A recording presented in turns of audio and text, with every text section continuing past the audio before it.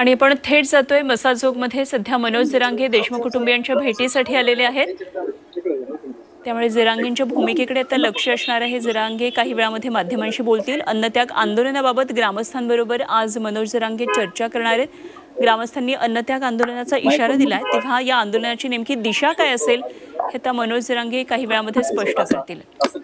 संतोष देशमुख तसंच मसाजोगचे संतोष देशमुख यांचे भाऊ धनंजय देशमुख या ठिकाणी दिसतात। त्याचबरोबर मसाजोगचे ग्रामस्थ आहेत। संतोष देशमुख यांच्या हत्येला आता 70 दिवसांहून अधिक दिवस झालेले आहेत, मात्र अजूनही एक आरोपी फरार आहे। तर पोलिसांचा तपास नेमका काय गतीने सुरू आहे, या सर्वांबाबत आता मनोज जरांगे काय बोलतात हे पाहावं लागेल।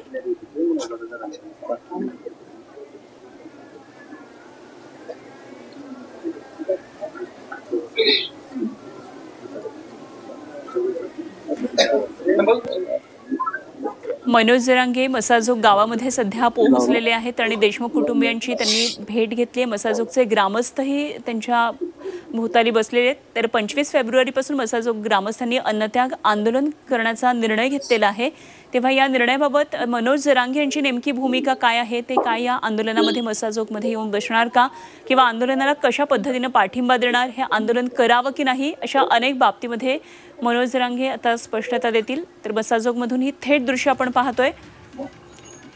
संतोष देशमुख यांच्या हत्या प्रकरणाला आता 70 दिवसांहून अधिक काळ झालेला आहे आणि देशमुख कुटुंबीय सध्या इथे दिसते आपल्याला। यामध्ये धनंजय देशमुख जे संतोष देशमुख यांचे बंधू आहेत, त्याचप्रमाणे त्यांची मुलं, ग्रामस्थ।